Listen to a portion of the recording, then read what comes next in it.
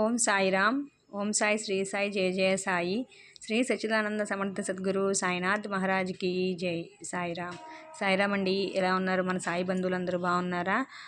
ఏం చేస్తున్నారు? ఎలా ఉన్నారు? అందరికీ బాబావారి ఆశీస్సులు ఉండాలని మనస్ఫూర్తిగా అయితే నేను కోరుకుంటున్నాను అనమాట. చాలా రోజులు అయిపోయింది కదా మనం అచ్చంగా ఇలా బాబా వీడియో అనేది చేసుకొని బాబావారిని చూస్తూ మన మంచి విషయాలు మాట్లాడుకోవడం అనేది. ఎందుకంటే ఇలా చెప్తూ ఉంటే ఇంట్రెస్ట్ ఎవరో పెట్టడం లేదనమాట. అందరూ పరిహారాల కోసం ఏం చేయాలా ఏంటా అని ఆలోచిస్తున్నారు, కానీ మనసు అనేది పెట్టి బాబా చెప్పే విషయాన్ని ఎవరు గ్రహించలేకపోతున్నారనే ఉద్దేశంతో నేను నార్మల్ వ్లాగ్స్ పెడుతూ బాబా గురించి ఏదో ఒక మంచి మాట చెప్దాము అన్నట్టుగా స్టార్ట్ చేస్తున్నాను అనమాట. అది కూడా ఏదో ఒక రకంగా ఒక మంచి మాట అనేది ఏ ఒక్కరి చెవిన పడి వాళ్ళకి ఆలోచన అనేది వచ్చి నిజమే ఇలా ఉంటే, ఇలా వింటే, ఇలా బాబా చెప్పినవి విని ఆచరిస్తే చాలా ఫలితం అనేది ఉంటుంది అనే ఒక్క విషయాన్ని గ్రహిస్తారనే ఉద్దేశంతో నేను రకరకాలుగా ప్రయత్నాలు అనేవి చేస్తూ ఉన్నాను అనమాట. ఇంతకుముందు ఇలా బాబా ఫోటోలు పెట్టి చెప్పడము, అక్కడికి చాలామంది ఉన్నారు, ఎంతమంది ఆచరిస్తున్నారో తెలియదు. ఇప్పుడు అందరూ డైలీ వ్లాగ్స్కి అలా అలవాటు అయిపోయారు. మన ఛానల్లో లేడీస్ ఉన్నారు, జెంట్స్ ఉన్నారు. జెంట్స్ మ్యాక్సిమం డైలీ వ్లాగ్స్ అనేవి చూడరు, ఎందుకంటే లేడీస్ పనులు కాబట్టి. లేడీస్ అలా అన్నా విని ఆచరించి నిజమే అనే చిన్న మంచి విషయమైనా వాళ్ళ చెవున పడుతుందేమోనని చిరు ప్రయత్నంగా రకరకాలుగా నేను ప్రయత్నిస్తూ ఉన్నాను అనమాట. అయితే ఈ గురువారం నాకు ఇలా చేయాలనిపించింది. చాలా రోజుల తర్వాత ఇలా చేస్తున్నాం కదా వీడియోలు. అయితే నేను పారాయణ చేసే విషయాల్లో ఒక మంచి ముఖ్యమైన విషయం అయితే ఈరోజు మనం మాట్లాడుకుందాము, మీకు చెప్దామని అయితే ఈ వీడియో చేస్తున్నాను అనమాట. నేను నా పుస్తకంలో 22వ అధ్యాయం అనేది చదివాను బాబా జీవిత చరిత్ర పారాయణలో.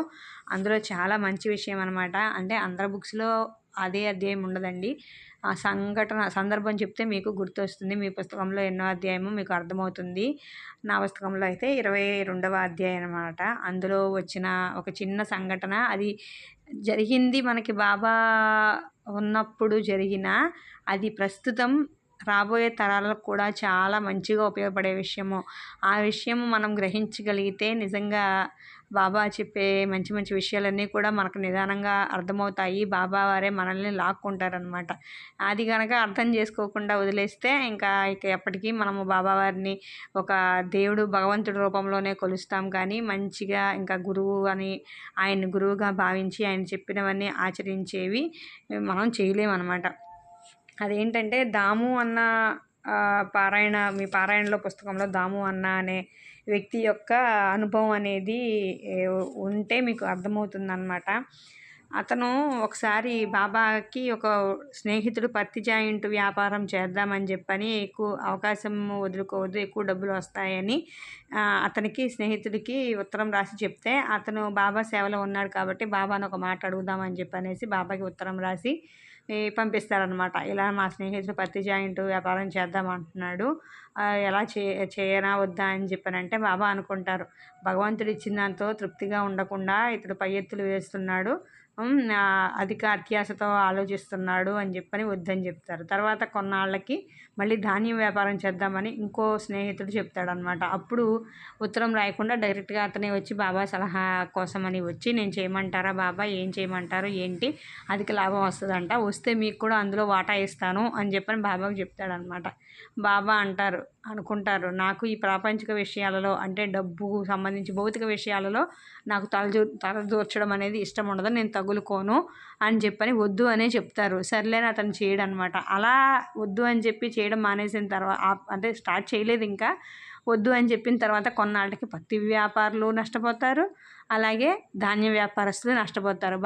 బాబా చూసారు అతన్ని ఎలా కాపాడాడో, వద్దు అని చెప్పాడు. అంటే మనకు కూడా ఏదో మనం అనుకున్న విషయంలో ఏదో రకంగా ముందుకు వెళ్ళాలనుకున్నప్పుడు మనస్ఫూర్తిగా మనం కోరుకుంటే బాబా కూడా ఏదో ఒక సంకేత రూపంలో మనకి వద్దని చెప్తారు. అది గ్రహించే శక్తి మనకు ఉండాలన్నమాట. మనకు అది లేకపోతే అది కూడా బాబా వారిని ఇమ్మని మనం కోరుకోవాలన్నమాట.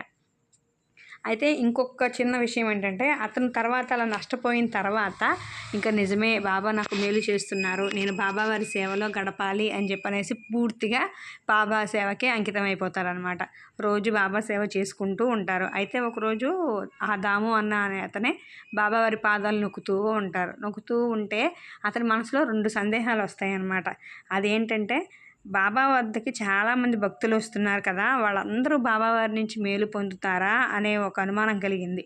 తర్వాత ఇంకొకటి ఏంటంటే, నేను ఇప్పుడు బాబా ఏ సహాయం కావాలన్నా సలహా కావాలన్నా కూడా బాబాని అడిగి చేపించుకుంటున్నాను కదా సమాధానము. తర్వాత మళ్ళీ బాబావారు శరీరం వదిలిన తర్వాత నా గతి ఏంటి, తెగిన గాలిపటంలాగా ఎటు కొట్టుకుపోతానో అనే భయం అనేది అతని మనసులో కలిగిందనమాట. ఆ రెండు ప్రశ్నలు మనసులో వచ్చాయన్నమాట. ఏంటి, బాబా వద్దకి అందరూ వస్తున్నారు కదా, అందరూ బాబా వారి నుంచి మేలు పొందుతారా అనే విషయము, బాబా తర్వాత శరీరం వదిలిన తర్వాత నా పరిస్థితి ఏంటి, ఇప్పుడైతే ధైర్యంగా ఉండగలుగుతున్నాను, తర్వాత ఏంటి అనే ఆలోచన. అంటే కదా, మనం మనుషులం కాబట్టి ఇలాగే ఆలోచిస్తూ ఉంటాం కదా. ఆ రెండు సందేహాలు అతనికి వచ్చి బాబాని అడుగుతారనమాట. అప్పుడు బాబా ఒకటే సమాధానం చెప్తారు. తన ఎదురుగా ఒక మామిడికాయ చెట్టు ఉంటుందన్నమాట. ఆ మామిడి చెట్టును చూపించి బాబా అతని అంటాడు, దాము మామిడి చెట్టు చూడు, ఎంతో పూత ఉంది కదా ఆ చెట్టుకి, ఆ పూత అంతా కాయలుగా మారిపోతే బాగుంటుంది కదా అని చెప్పని అంటారు. అవును అనుకున్నప్పుడు పూతగానే కొంత రాలిపోతుంది కదా, పూత మొత్తం కాయ అవ్వదు, మన కింద కనపడుతుంది, అయ్యో మామిడి పూత రాలిపోతుంది అని అనుకుంటాం కదా. అలాగే మరలా పూతగా రాలిపోవడంతో పాటు కొంచెం పెరిగిన తర్వాత పక్షులు కొట్టడం వల్ల, అంటే పిందలుగా ఉన్నప్పుడు పక్షులు కొడతాయి, లేదంటే పిల్లలు ఎవరైనా సరే రాళ్లతో కొడతారు, మామిడికి భలే ఉంది కదా అని చెప్పనేసి రాళ్లతో కొడతారు, అది పూర్తిగా రాకపోయినా సరే కొడతారు, అలా కొంత రాలిపోతుంది. అంతే కదా, పూతగా కొంత పోతుంది, పక్షులు పిల్లలు రాళ్లతో కొట్టడం వల్ల కొంతగా పోతుంది, చివరికి ఏ కొద్దో మిగులుతాయి, పూత పిందలో ఆ స్థాయి దాటి కాయలాగా పరిపక్వం చెందుతాయి, ఆ టైంకి వస్తాయి, ఏ కొన్నో మిగులుతాయి అన్నమాట. భక్తులు కూడా అలాగే అని చెప్పారనమాట. ఒక మాటలో చెప్పాలంటే పూతగా రాలిపోతాయి, పిందలుగా రాలిపోతాయి, ఏ కొన్నో కాయలు అవుతాయి అని. అలాగే భక్తులు కూడా అసలు ఆధ్యాత్మికత అంటే తెలియదు, బాబా అంటే తెలియదు, ఇష్టపడరు, అసలు ఏ దేవుడైనా సరే నమ్మిన దేవుడినే ఎలా నమ్మాలి, ఎలా పూజించాలి, అసలు ఏం చేయాలనే విషయమే తెలియదు, చేయడానికి పూజలు చేసేస్తారు, గుళ్ళకి వెళ్ళిపోతారు, కానీ ఉపయోగం ఏముంది, నువ్వు ఎంత చేసుకున్నా ఉపయోగం లేనట్టే, పూతగా రాలిపోతాయి, పిందలుగా ఉంటారు. పిందలుగా అంటే ఎలాగా, ఇప్పుడు మనం ఒక దేవుడిని నమ్ముకున్నాము, ఆచరిస్తున్నాము, ఏమన్నా మనకి కష్టం వచ్చినా బాధ వచ్చినా తట్టుకుని నిలబడే శక్తి ఓర్పు అనేది ఉండదు. ఈ దేవుడిని నమ్ముకుంటే అవ్వట్లేదు, ఇంకో దేవుడికి వెళ్ళిపోదాము, ఇంకో దేవుడిని నమ్ముకుందాము, ఆయన్ని నమ్ముకుంటే పనులు చక్కగా అవుతాయి, మంచిగా కష్టాలన్నీ తీరిపోతాయి అని చెప్పనేసి పిందల్లాగా కొంతమంది రాలిపోతారు, వెళ్ళిపోతారు.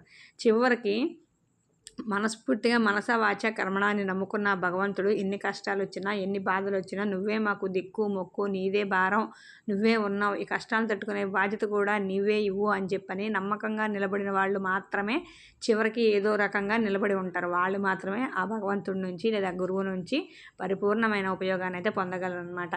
అలా నమ్మకం లేకుండా ఉంటే ముందులోగా రాలిపోతారు. అంతే భక్తులు కూడా, నన్ను మనస్ఫూర్తిగా నమ్మిన వారిని ఎన్ని జన్మలైనా కూడా నేను వదలను, నేను వెన్నండి తోడుండి కాచి కాపాడతాను అని చెప్తారనమాట.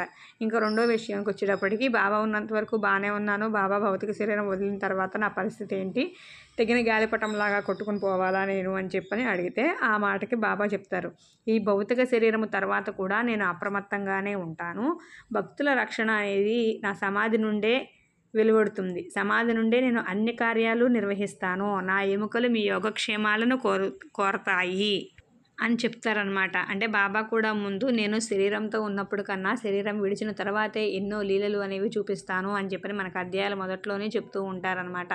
నా శరీరం మాట్లాడుతుంది, నా ఎముకలు మాట్లాడతాయి, నేను ఎప్పుడు తలచి పిలిచి సహాయము సలహా అడిగినా నేను వచ్చి ఇస్తాను, మీకు తోడుంటాను అని చెప్పని బాబా ఎప్పుడు మనకు చెప్తూనే ఉంటారు కదా, అలా చెప్తారనమాట. అదే ఇప్పుడు మనకు జరుగుతుంది. వాళ్ళందరూ శరీరంతో ఉన్నప్పుడు బాబా వారి నుండి ప్రయోజనం మేలు పొందారు, మనము శరీర అనంతరం కూడా మనం మనస్ఫూర్తిగా నమ్మితే ఆయన మనకు అన్ని రకాలుగా తోడుంటారనేది మనం ఆల్రెడీ ఇప్పుడు అనుభూతి అనేది పొందుతున్నాము, అనుభవాలు అనేవి కలిగి ఉన్నాం అనమాట. నమ్మిన వాళ్ళకు ఉంటాడండి, నమ్మని వాళ్ళకి ఉండడు ఆయన, అంతే. ఉండడు అంటే వాళ్ళకి నమ్మకం లేదు కాబట్టి వాళ్ళకి ఏమీ ఉండవు అనమాట, నమ్మిన వాళ్ళకి అన్నీ ఉంటాయి అన్నమాట, అన్నీ ఆ లీలలు అన్నీ ఉంటాయి, ఆయన తోడు రక్ష అనేది నిరంతరం ఉంటుంది. ఈరోజు పారాయణలో ఈ అధ్యాయం చదువుతుంటే ఈ అధ్యాయంలో ఈ సంఘటన అనేది నాకు మనస్ఫూర్తిగా వివరంగా ఇలా మన సాయి బంధువులందరికీ చెప్పాలనిపించింది అనమాట. అందుకే ఈరోజు ఈ టాపిక్ గురించి మాట్లాడాను. ఓకేనా, ఎవరికైనా వీడియో నచ్చితే లైక్ చేయండి, మా ఛానల్ని ఫాలో అవ్వండి, మంచి మంచి విషయాలు వినండి, విన్నవి ఆచరించండి, అప్పుడే మేలు పొందుతారు. మరి ఒక మంచి వీడియోతో మళ్ళీ కలుద్దాం. వీడియో నచ్చితే లైక్ చేయండి. ఓం సాయిరామ్ అని కామెంట్ చేయండి. అంతవరకు బాయ్ బాయ్. ఓం శ్రీ సాయినాథాయ నమః.